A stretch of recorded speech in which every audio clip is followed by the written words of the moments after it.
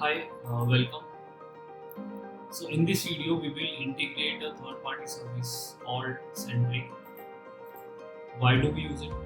So in production, sometimes what happens is our system has unwanted exceptions. Of course, uh, we cannot make our system like where we don't have exceptions. Exceptions are part of development and they are part of process. And whenever they occur in the system, we have to get notified as soon as possible so that we can rectify it fast. Now, if exception goes fail silently without notifying anyone else, that means our system will not work right, and we will not be able to upgrade our system or fix the bugs. Now, we have these sort of services. What they does is they simply notify us through different channels like emails, like Slack integration or other integration. They notify us about exceptions generated in our system so that we can take proactive action as soon as possible. So let's integrate. Let's see how we can integrate that. So here I am on Sentry.io. We just need to sign in or sign up. If you have account, just sign in. If you don't have, just go and create one account. It's all free. And what we can do is just go to the projects.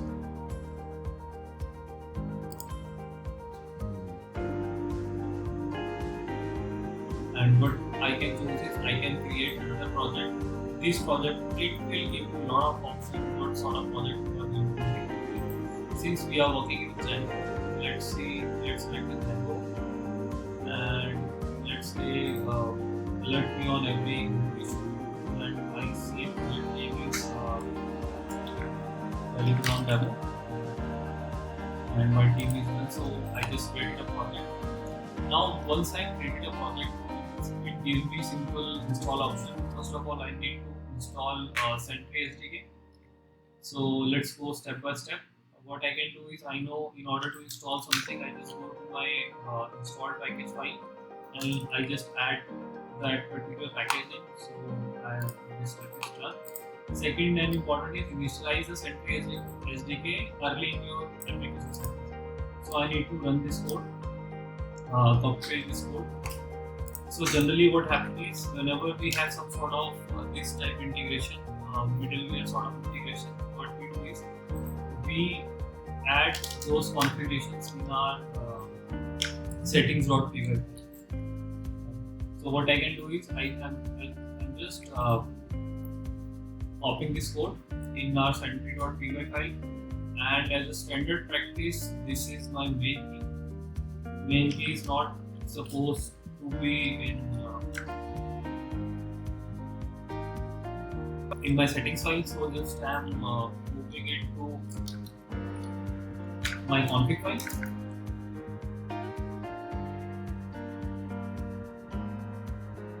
And Sentry DNS, I can say configure. So what it will do is it will read this configuration from my Sentry, and let's add a condition. If this, then only add this particular configuration. We can have this sort of settings. So suppose on the local I don't want this thing to integrate or to notify my local development. I only want to have this on the production. So I can add this particular type of configuration. And when we add anything with the .env file as a standard practice, what we do is we have created a say structure file for .env, like what sort of keys we generally store. So this is env example file. We just copy the empty files, empty variables over here, so that whenever we have to set up a new project, we simply copy this file as .env and we can start filling out our own. So as a standard practice, we tend to do all these things. And now let's install packages, Sentry package, and yes, it is installed. And if I go to my settings file, earlier it was showing error on Sentry SDK, now it is not showing error. That means this is accepted, right?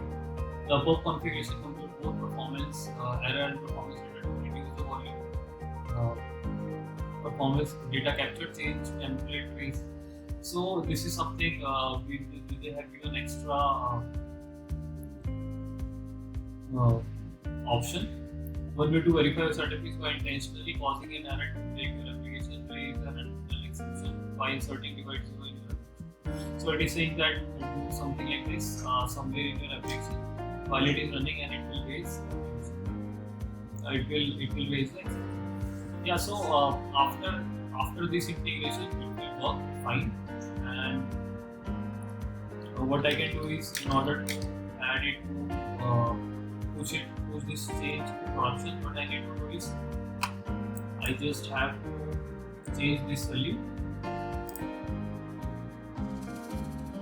I just have to move this value from here to production, and let's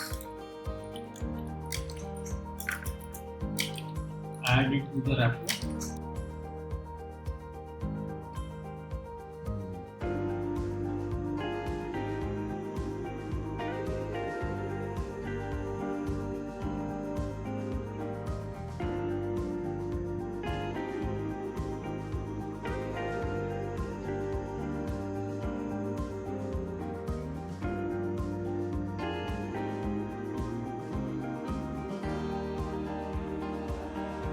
Now, since I have deployed those changes, push this my branch, I can deploy it to production.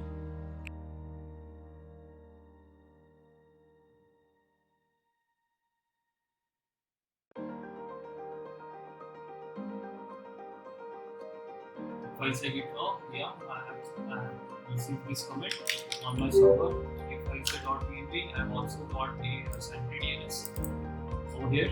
So yes, now it should you should get notified on your email whenever there is an exception, real-time exception on your project. That's it. Thank you.